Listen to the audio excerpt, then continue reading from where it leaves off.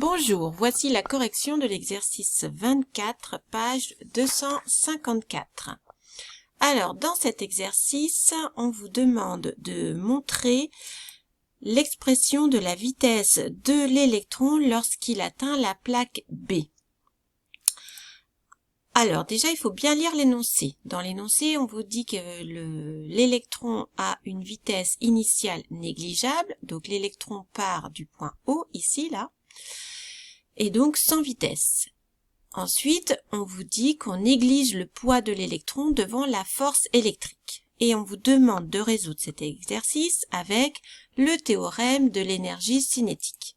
Donc le théorème de l'énergie cinétique, c'est l'énergie cinétique à la fin du mouvement, donc ici en B, moins l'énergie cinétique au départ, donc en A, c'est égal à la somme des travaux des forces. Donc, il faut se poser la question, quelles sont les forces appliquées à l'électron? On a surligné le fait que on négligeait le poids, donc il n'y a que la force électrique qui s'applique sur cet électron. Alors, on va faire un retour un peu sur la force électrique. Donc là, on a un condensateur plan. Un condensateur plan, ce sont en fait deux plaques métalliques parallèles. L'une est chargée positivement et l'autre chargée négativement. Entre ces deux plaques, il s'établit un champ électrique.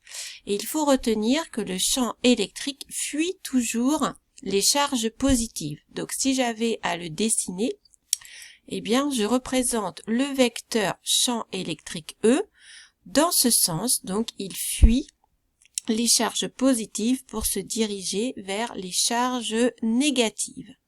Premièrement.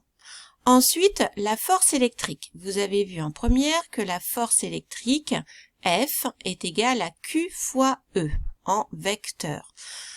Attention au signe de la charge Q. Prenons l'exemple, par exemple, d'un proton qui est chargé positivement. Voilà, j'ai un proton placé entre les deux plaques. Il est chargé positivement. Donc, on comprend bien que ce proton va se diriger vers la gauche, vers les charges négatives. Effectivement, quand la charge Q est positive, la force que subit la charge est de même sens que le champ E. Donc, je dessine la force ainsi. La force est dans le même sens que E, donc dirigée vers les charges négatives de la plaque. Si je prends maintenant un électron chargé négativement, donc d'après la relation F égale QE, comme la charge Q est négative, cela veut dire que la force électrique est dirigée dans le sens opposé au champ, donc vers la droite. Ça paraît logique puisque, étant donné que l'électron est négatif, il va se diriger vers les charges positives. Donc bien faire attention au signe de la charge Q.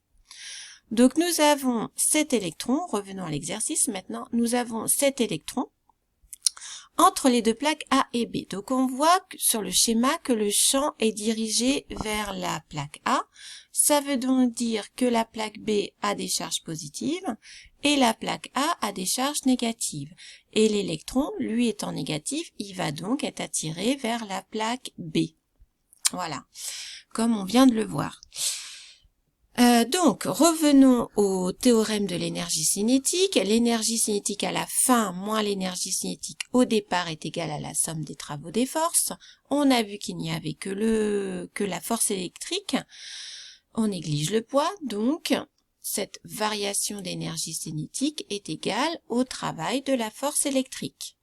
Or, vous avez vu dans le cours que le travail de la force électrique, c'est Q fois U, donc la charge fois la tension appliquée entre les deux plaques. On a vu aussi dans l'énoncé qu'on pouvait négliger la vitesse de départ, donc ECA est nul puisqu'il n'y a pas de vitesse au point A, ce qui revient à écrire ECB égale le travail de la force électrique est égal à Q fois U. Et Q, attention, est négative, puisque c'est un électron. Q égale moins E.